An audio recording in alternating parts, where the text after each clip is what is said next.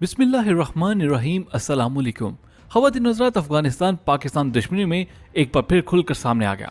पाक फौज के खिलाफ भौंकने पर अफगानिस्तान ने अली वजीर और मोहसिन दावड़ को अफगानिस्तान में सदर के बराबर प्रोटोकॉल दे दिया। आपको मुकम्मल तफसील से आगाह करेंगे, लेकिन उससे पहले अगर आपने अभी तक हमारे चैनल द इन्फो टीचर को सब्सक्राइब नहीं किया तो सब्सक्राइब करके साथ लगी घंटी को भी दबा दें ताकि आपको हमारी आने वाली हर वीडियो का नोटिफिकेशन सबसे पहले मिल सके। साथ साथ कमेंट्स में पाकिस्तान आर्मी जिंदाबाद, ISI के गुमनाम हीरोज को सलाम का नारा भी लगा दीजिएगा, क्योंकि यही वो नारा है जो अली वजीर और मोहसिन दावड़ जैसे गद्दारों को मिर्च लगवाता है। ख़वातीन हज़रात, चंद दिन कबल अली वजीर और मोहसिन दावड़ को उस वक्त इस्लामाबाद एयरपोर्ट पर रोक लिया गया जब वो काबुल रवानगी के लिए हवाई जहाज में सवार हो चुके थे। FIA के हुकाम ने उन्हें बताया कि उनका नाम ECL में होने की वजह से वो मुल्क से बाहर नहीं जा सकते। PTM के दोनों रहनुमा अफगान हुकूमत की खसूसी दावत पर अशरफ गनी की बतौर सदर तकरीब हलफ बर्दारी में शिरकत के लिए काबुल जाना चाहते थे। इन दोनों को गुज़श्ता बरस जनूबी वज़ीरिस्तान में आर्मी चेकपोस्ट पर हमले में मुलव्वस होने की बुनियाद पर गिरफ्तार कर लिया गया था। इसके अलावा भी PTM के दोनों लीडर पाक फौज के खिलाफ प्रोपेगेंडे और पाकिस्तान महारत सरगर्मियों में मुलव्वस रहे। ताहम मई 2019 में पेशावर हाई कोर्ट ने दोनों को जमानत पर रहा करने का हुक्म दे दिया। FIA के रोकने पर दोनों हजरात ने सोशल मीडिया पर प्रोपेगेंडे का एक तूफान बर्पा कर दिया। हालांकि ये दोनों आगाह थे कि उनका नाम ECL में शामिल है। वो जानते थे कि उन्होंने मुल्क से बाहर जाने के लिए वजारत दाखिला से रजू नहीं किया, लिहाजा उन्हें हवाई अड्डे पर रोक लिया जाएगा। वो चाहते भी यही थे कि उन्हें रोका जाए ताकि उसे बुनियाद बनाकर वो पाकिस्तान के सिक्योरिटी अदारों पर मजीद बहतान तराशी कर सकें। पाकिस्तान ने अफगानिस्तान में क़याम अमन के लिए जिस कदर कुर्बानियां दी, अमरीका और अफगान तालिबान को अमन मुआहदे तक पहुंचाने के लिए जितनी तगोदो की, इन कोशिशों को ये दोनों सिर्फ पाकिस्तान दुश्मनी की ख्वाहिश पर बेवकूफ़ करना चाहते थे। अफगान हुकूमत ने भी वजीर आजम या पाकिस्तान के सदर को दावतनामा भिजवाने की बजाय इन दोनों को दावत देकर मुस्तकबिल में पाकिस्तान के साथ मरासिम के हवाले से अपनी नीयत का इजहार कर दिया। इसके बावजूद वजीर आजम पाकिस्तान की खसूसी इजाजत से ये काबुल पहुंचे तो अफगान नेशनल आर्मी और अफगानिस्तान की खुफिया एजेंसी NDS ने न सिर्फ इन दोनों को खसूसी प्रोटोकॉल से नवाजा, बल्कि काबुल के सदारती महल तक पहुंचने के लिए उन्हें नेशनल आर्मी के हेलीकॉप्टर्स पर ले जाया गया, जिस पर अफगानिस्तान में पहली बार मोहसिन दावड़ और अली वजीर को अफगान हुकूमत की तरफ से दिए गए प्रोटोकॉल पर एतराजात सामने आए। खासकर ताजिक लीडरों ने दोनों को अशरफ गनी का एजेंट करार देते हुए पाकिस्तानी हुकाम से सवाल किया कि उन्हें काबुल जाने की इजाजत क्यों दी गई। मोहसिन दावड़ ने भी अपने ट्वीट में अफगान सदर अशरफ गनी का शुक्रिया अदा किया और लिखा कि उनके ताहिर से पहुंचने पर अशरफ गनी ने हल्फ बर्दारी को रोके रखा। अफगान सदर अशरफ गनी की तकरीब हल्फ बर्दारी का दूसरा इंतहाई अहम पहलू तकरीब के करीब ही कहीं होने वाले धमाके थे, जिसके नतीजे में सदर का स्टेज भी लरजता रहा और शदीद फायरिंग की आवाजें भी सुनाई देती रहीं। इस पूरे ड्रामे की खूबसूरती ये थी कि फायरिंग, धमाकों की आवाज सुनकर तकरीब में मौजूद बहुत से मर्द खवातीन ने जान बचाने के लिए इमारत के अंदर दौड़ लगा दी, लेकिन अशरफ गनी के सिक्योरिटी गार्ड्स और खुद अशरफ गनी के चेहरे पर ना कोई परेशानी थी, ना कोई झलक रहा था, बल्कि अशरफ गनी ने फायरिंग की गूंज में अपनी तकरीर जारी रखी। अशरफ गनी और उनका हफाजी दस्ता बेखौफी का मुजाहरा करते हुए जाहिर कर रहे थे कि उन्हें हमलावरों का कोई खौफ नहीं। इसी दौरान अशरफ गनी ने ड्रामे में मजीद रंग भरने के लिए वास्कर नमा कोट खोलकर अपना सीना हाजरीन को दिखाया और बताया कि देख लो वो कितना निडर और बहादुर है।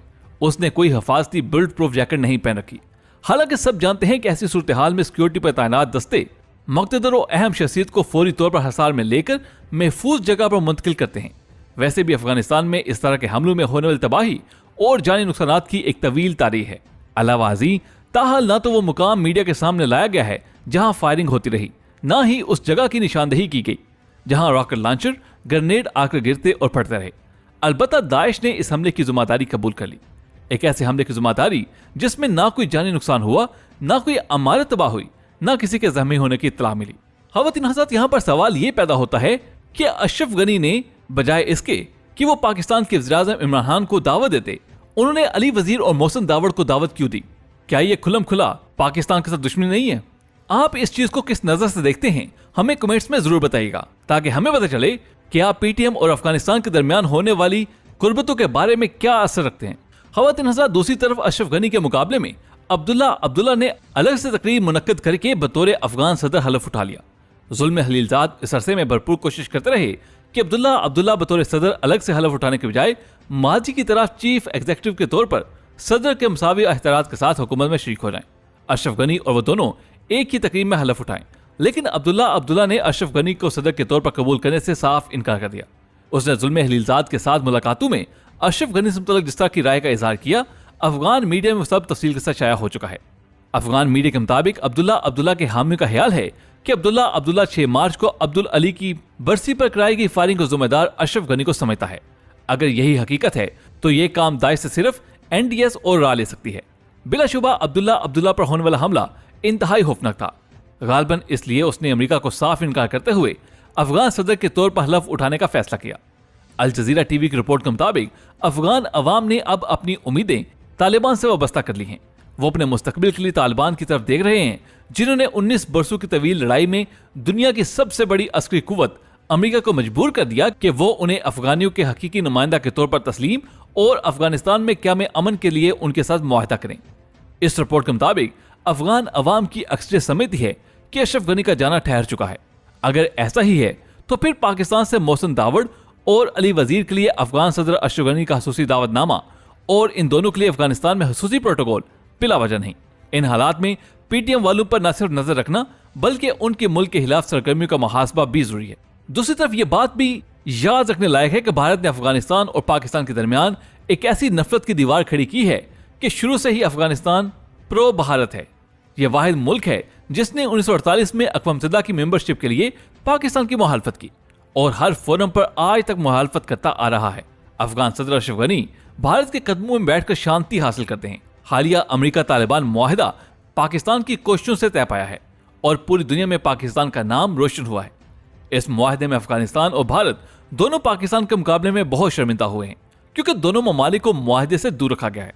भारत की अफगानिस्तान में कई बिलियन डॉलर्स की सरमायाकारी है, दूसरा भारत की नजरें अफगानिस्तान की मादनियात पर हैं और तीसरा भारत और अफगानिस्तान मिलकर पाकिस्तान में दहशतगर्दी कराते हैं। लिहाजा भारत ने अशरफ गनी के जरिए इस मुआहिदे की बुनियादी हैसियत और कैदियों के तबादले पर इतराजात उठा दिए हैं, जिससे अमन के इम्कानात एक दफा फिर खतरे में नजर आते हैं। खवातीन हज़रात, मालूम नहीं किसने कहा था, लेकिन बात बड़े पते की, वो ये कि बनिया बहुत अच्छा नौकर तो साबित हो सकता है, लेकिन अच्छा मास्टर कभी नहीं बन सकता। उसकी एक जिंदा मिसाल हिंदुस्तान के हुक्मरानों की है। तारीख में कहीं ऐसी मिसाल नहीं मिलती कि मुसलमान हुक्मरानों ने हिंदू के साथ कहीं ज्यादती की हो। उन्होंने हिंदू के साथ बहुत अच्छा बल्कि तरजीही सलूक किया, उन्हें जागीरें अता की, हुकूमत में बड़े बड़े ओहदों से नवाजा। नेकी का बदला तो नेकी होता है, लेकिन हिंदू बनिया वाहिद कौम है जो नेकी का बदला उलट देती है। जब से हिंदुस्तान आजाद हुआ है और हुक्मरानी बनिया लोगों के पास आई है, हिंदुस्तान की रहायशी मुसलमानों की जिंदगी अजाब बना दी गई है। मुख्तलिफ वाक़यात में मुख्तलिफ तरीकों से मुसलमानों की नस्ल कशी की जाती रही है, जो अब तक जारी है। नरेंद्र मोदी एक कट्टर और मुसलमान मुखालिफ सियासतदान है। भारत की इंतहापसंद हिंदू तंजीम RSS का मेंबर है, जिसका बुनियादी मकसद हिंदुस्तान में एक खालिस हिंदू रियासत कायम करना है, यानी इंतहापसंद हिंदू हुक्मरानी, और ऐसे मुसलमानों को हिंदुस्तान से निकालकर या उन्हें खत्म करके ही हो सकता है। इसीलिए हर हिंदू हुक्मरान ने मुसलमानों को खत्म करने की कोशिश की और यही कुछ अब मोदी साहब मजीद शिद्दत से कर रहे हैं। हालांकि हिंदुस्तानी मुसलमान पाकिस्तानी मुसलमानों से ज्यादा वफादार और वतन परस्त हैं। हिंदुस्तान और पाकिस्तान के 4 जंगी हो चुकी हैं, लेकिन आज तक किसी हिंदुस्तानी मुसलमान ने अपने मुल्क से गद्दारी नहीं की। भारतीय फौज में मुसलमान सिपाही पाक भारत जंगों में दिल खोलकर पाकिस्तान के खिलाफ लड़े, फिर भी भारतीय क़यादत को मुसलमान पसंद नहीं। पहले गुजरात में मोदी ने 2000 बेगुनाह मुसलमानों को मरवाया और अब पूरे भारत में मुसलमानों का कत्लेआम शुरू कर दिया है। 70 के करीब शहादतें हो चुकी हैं और मुसलमानों के घरों और दुकानों को चुन चुन कर लूटा गया है और जलाया गया है। नौजवान लड़कियों को अगवा किया गया है और अफसोसनाक बात तो यह है कि सब कुछ पुलिस की मौजूदगी में हुआ है और हो रहा है। मुसलमानों को बचाने की बजाय पुलिस बलवाइयों की मदद करती है। हिंदू नौजवान जय श्री राम के नारे लगाते हुए भाग भाग कर मुसलमानों को मारते हैं और उनके घर चलाते हैं। मसाजिद तक का एहतराम भी नहीं किया जाता, बल्कि उन्हें भी जलाया गया। मुसलमान अब कसम परसी की हालत में हिराती कैंपों में पड़े हैं। बहुत सौ का ख्याल है कि उन्हें अपने घर वापस जाना नसीब नहीं होगा। सब मायूस और दिल बर्दाश्ता हैं, उन्हें शहरियत से भी फिलहाल महरूम कर दिया गया है। न जाने इन 20 करोड़ मुसलमानों का मुस्तकबिल क्या होगा। कुछ लोगों का ख्याल है कि पाकिस्तान को करतारपुर राहदारी खोलने का जवाब दिया जा रहा है और यह मामला बहुत दूर तक जाएगा। मौजूदा सामीन, हमें यह पता होना चाहिए कि बनिया की सबसे बड़ी खसूसियत यह है कि वो हर काम बहुत सोच समझ कर करता है, हमारी तरह वक्ती कार्रवाइयां नहीं करता। उसकी एक ताज़ा मिसाल मसला कश्मीर है, जो 70 सालों तक अक़वाम मुत्तहिदा की फाइलों में दबा रहा। पाकिस्तान की तमाम तर कोशिशें बेसूद हैं। अब अमेरिकी सदर ट्रंप ने दोनों ममालिक के दरमियान कश्मीर पर सालसी की बात की तो मोदी ने फौरन कश्मीर का खसूसी मर्तबा खत्म करके उसे भारत में जम कर लिया। कश्मीरी अवाम जो मुसलमान हैं और कश्मीर की आज़ादी की तहरीक चला रहे हैं, उन्हें दबाने के लिए कश्मीर में फौज भेजकर कर्फ्यू लगा दिया। आज 7 माह गुजर चुके हैं, लेकिन आज भी सूरत हाल वैसी ही है।